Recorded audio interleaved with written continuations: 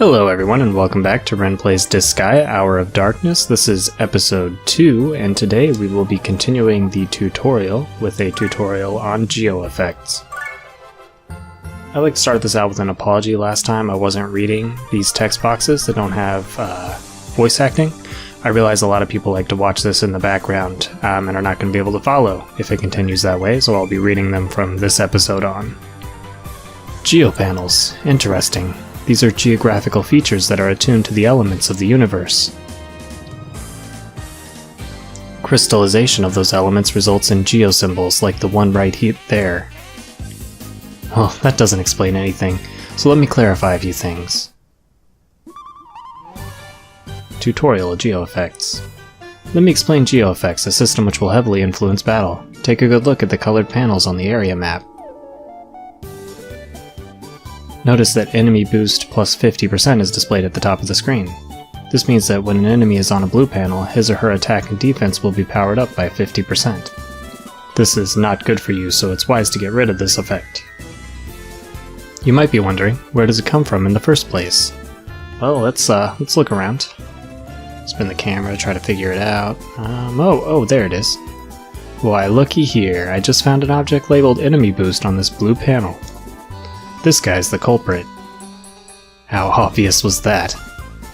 This object is called a geosymbol, and as long as it's on a colored panel, all panels of the same color will be affected. Let's toss it somewhere.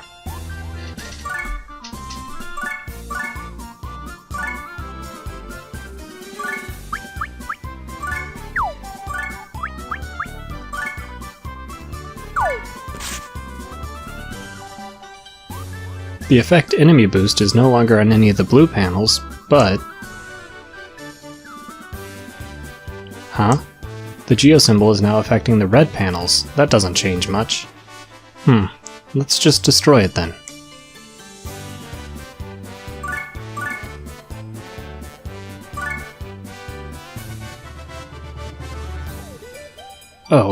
Before we do that, do you see the 2 blue displayed in the geosymbol status window? Remember that. Now it's time to attack. Go ahead, Prince.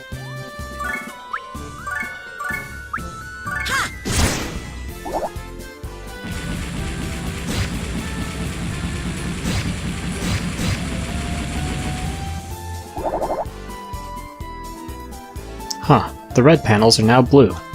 Remember the 2 blue in the status window? This is what it was referring to. Destroying a blue geosymbol will turn all panels which are the same color as the one it was on blue. Damage will be dealt to anyone standing on one of the panels at the time, so be sure to take that into consideration. No damage will be dealt if you destroy a blue geosymbol on a blue panel. No panels will change colors either. You can build up your bonus gauge by changing the color of geopanels. If you're able to use what you've learned to destroy all of the geopanels, then you will receive a panel termination bonus. All of this relates to a term I used before, geo-effects. It's pretty complicated. It's really not. You're right, it is. It might be a good idea to start off by destroying only the harmful geosymbols. Nullifying all the panels is for experts who understand the concept of geo-effects completely, and you're not one of them. Except that I am. What'd you say? Not all geosymbols have negative effects. When you get the chance, you should try and take advantage of the useful ones. Lastly, press the select button to turn the geopanel display on and off. Geosymbols are not nearly as complicated as they're making it out to be. For instance, as you can see here, this one is blue and it's on the red, so if we destroy it, it's going to turn all of these red symbols blue. Which will then destroy this yellow one, which will turn all of the ones that it's on, which will be blue at that point, to yellow, which will be everything. And this one, which will clear everything. So... watch as this happens. Now, it is possible to just destroy... where is it? I think it's this one, yeah. Just destroy this one, and then stand on all the red panels to get more experience and money out of this mission. But I'm not worried about it. What they obviously want you to do is this.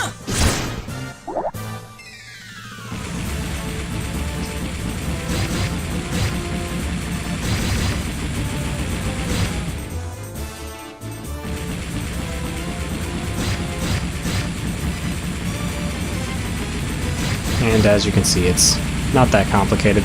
Some of the item world setups for the geo-effects get a little more complicated. I don't know if we'll do much item world. We'll have to do a little bit.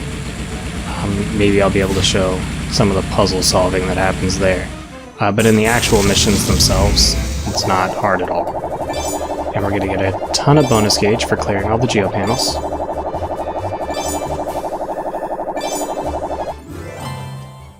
Which means we're going to get a whole bunch of bonus items. None of which were all that great, but that's okay. I'm starting to get the hang of things again. Okay then, are you ready to request some allies at the Dark Assembly? There you get to create characters who will become your loyal pupils. Loyal pupils? That doesn't sound like a bad idea. Alright, let's go.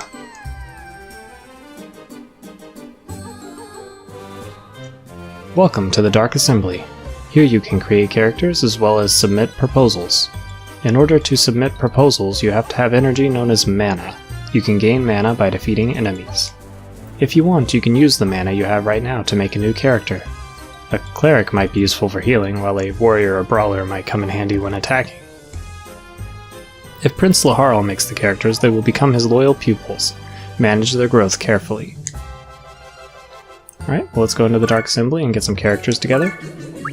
I'm going to have Laharl create a new character who is going to be a female warrior. That is a female, by the way. I know it's not clear, but we'll make her a good for nothing. I don't care about the name. I believe you can just hit done and it'll give him a random name. Yep, Elise. And we are going to drop her intelligence all the way down. Alright. Female warriors have weapon mastery in swords and spears, whereas male warriors have weapon mastery A in swords and axes, which are the two that we're using right now, so there's very little reason to have one. So here's Elise down here. Next we're going to have Laharl create another character who will be a female brawler. They have to be female for a reason we'll get into later. Again, I don't care about the name. Okay, this is Christine. And she's going to be really dumb. And they use fist weapons. Finally, we will have Etna create a cleric. Again, female. Who is a good for nothing and is named Tanya. And Tanya will lose attack. No, I lied. Tanya will lose... This is actually tough. We're gonna go with resistance. Okay, so that's perfect. She has an S rank in staves and a B in bows. And she will be equipping a bow. We could create a mage, and we will eventually. But we're not gonna do it yet. There is definitely some grinding involved in getting mages to be good. And I don't want to do it right now, being honest. Okay, so it's a broker, which gets you more money. We'll go ahead and use this one. I'm going to need a spear. Let's see, we got... This one has a bunch of managers, which gets you more mana. And this one has statisticians, which gives you more experience points. So we'll go ahead and get that. And lastly, we need a bow. Marksman gives you more hit. Teacher gives you more intelligence, which could be useful. Bows pull damage from both your attack and your hit, though, so that's going to increase the damage by quite a bit. With that, our customer rank has leveled up, so I believe that means that we get access to slightly better gear from the shop. We could sell some stuff, which we will, but let's go ahead and equip the stuff that we just bought. Elise needs a common... No, not a common spear. The Knight's Lance. And that's it. Christine can use our double slap. And Tanya will be using our longbow.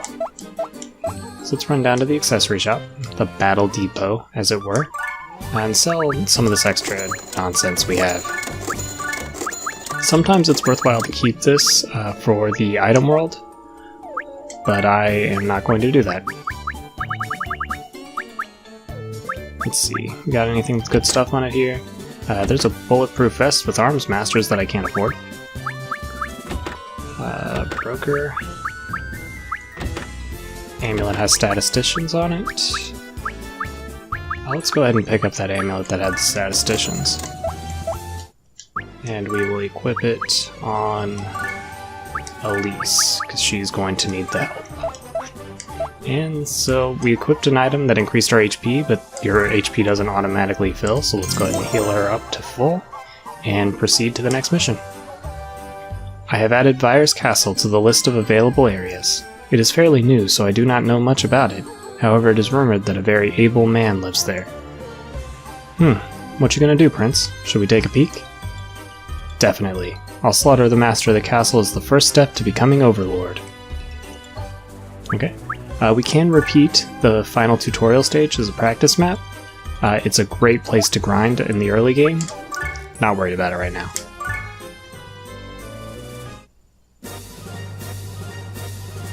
Okay, so on this map, there's a whole bunch of people in here, with enemy boost times 3 in here, which triples the strength of all the enemies, so we don't want to mess with that. We do have this down here, which gives the enemy boost times 3. We can also switch it to this, which will give plus 50% experience. So what we want to do is have Laharl move in, and destroy this times 3.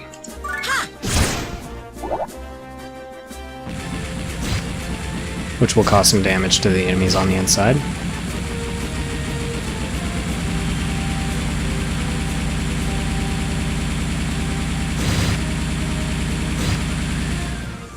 Sweet.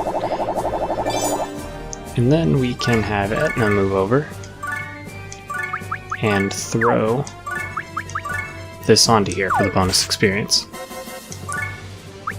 Then we can have these guys. So as you can see, he has a move of 4, so he can move 4 spaces. 1, 2, 3, 4, and he could attack here. So we are going to set it up so that, what level is he? Level 1? Set it up so that he can attack her and only her. We're going to do the same thing with Christine. Probably. 1, 2, 3, 4. Perfect. And then 1, 2, 3, 4. We're not going to do the same with the cleric. We're actually going to put her like here. Sweet.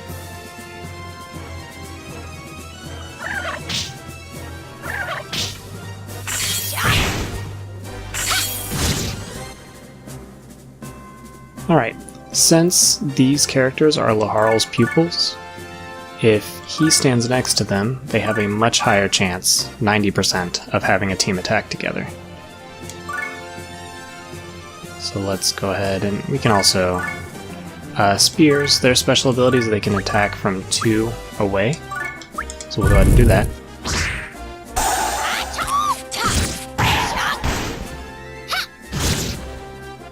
Sweet.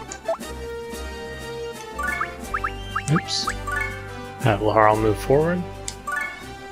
Can't quite reach though. Let's see. I'm gonna attempt this. If you lift someone up and go to throw them, you can actually, if you time it right, throw them diagonally by switching back and forth like this. There we go, perfect. And end up next to the enemy you want to attack. I'm also going to have Christine come up, possibly take a shot as well if this doesn't kill it, which it will. Yeah, way more than enough. That'll do it for this turn. Now you might have seen it whenever we blew up the geo symbol in here, but there are actually enemies hiding up in the corners here. They can move exactly to here, so we want to get people set up to counter that. So let's see how far our warrior can move. Not quite far enough, so we're going to have him run up here. And to have Laharl move over and throw him into the corner. And then we'll have the brawler move into this corner. And have Etna stand behind. And this cleric can heal Elise up a little bit. Now we should get bonus experience off of these kills that happen on these panels, so this should be really good for our level 1 characters.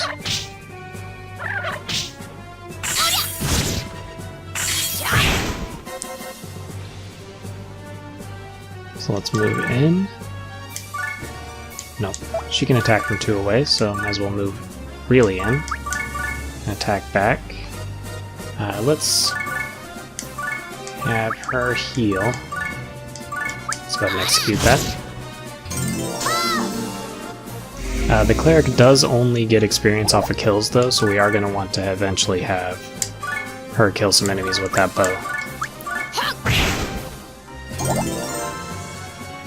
And have Etna move in, stand next to him. Mahara will do the same. Turn the camera around so that I can actually see what's going on. There is no really good angle, but this will work. And, oops, and our turn there.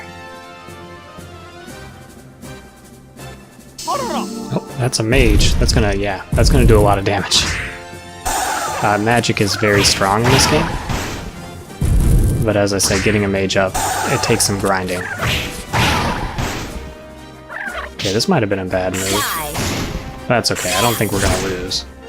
Especially now with Laharl doing damage like that. So, there's no reason our cleric won't be able to take out this guy, I don't think. Oh, that's actually a lot of HP.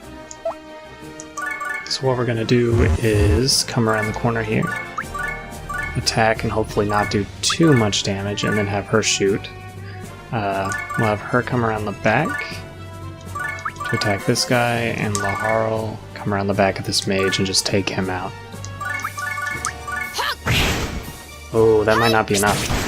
That's not enough. We'll see what he decides to do about that. It's probably going to be kill my healer.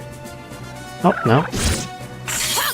No, it's not succeeded killing the brawler. That's okay. Okay, little bonus experience. Some bonus money. Unfortunately, the fighter doesn't get any of that experience because she was deceased. So let's go get her revived. Oh, that was expensive. And that's going to do it for this episode. I will go ahead and save the game, and then we will proceed further into Virus Castle next time. Peace!